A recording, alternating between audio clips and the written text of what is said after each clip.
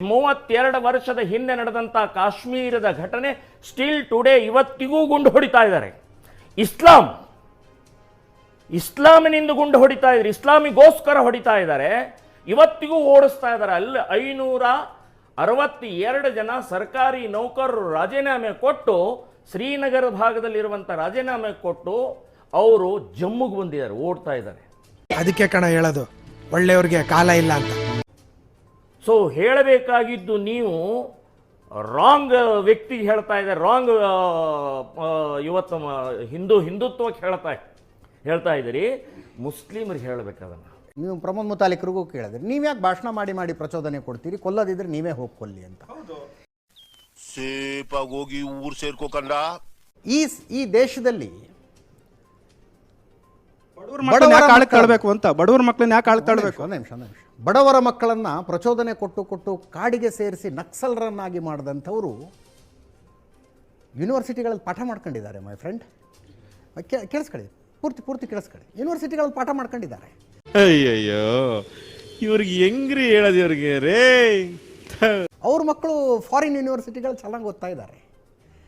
ಕಾಶ್ಮೀರಿ ಮಕ್ಕಳ ಕೈಗೆ ಕಲ್ಲು ಕೊಟ್ಟು ಸೈನಿಕರ ಮೇಲೆ ಕಲ್ಲು ಓಡಿಸಿದ್ರಲ್ಲ, ಅವ್ರ ಮಕ್ಕಳೆಲ್ಲ ಎಲ್ಲಿದ್ದಾರೆ? ಲಂಡನ್ನು, ನ್ಯೂಯಾರ್ಕ್ಗಳಲ್ಲಿ ಓದ್ತಾ ಇದ್ದಾರೆ. ಈಗ ನಿನ್ನೆ ತೇಜಸ್ವಿ ಸೂರ್ಯ ಅವರು ಹೇಳಿದ್ರು ಕಾಂಗ್ರೆಸ್ ಅವರು ಇದ್ದಿದ್ರೆ ಕಲ್ಲು ಹೊಡಿಬೋದಾಗಿತ್ತು.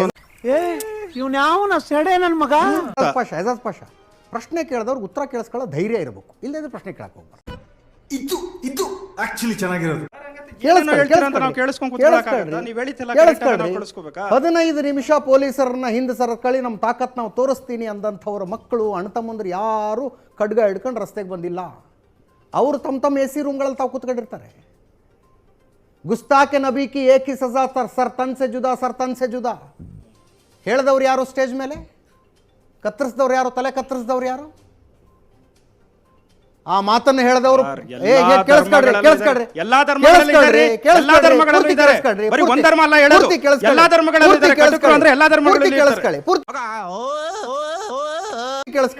ಪೂರ್ತಿ ಕೇಳಿಸ್ಕೊಳ್ಳಿ.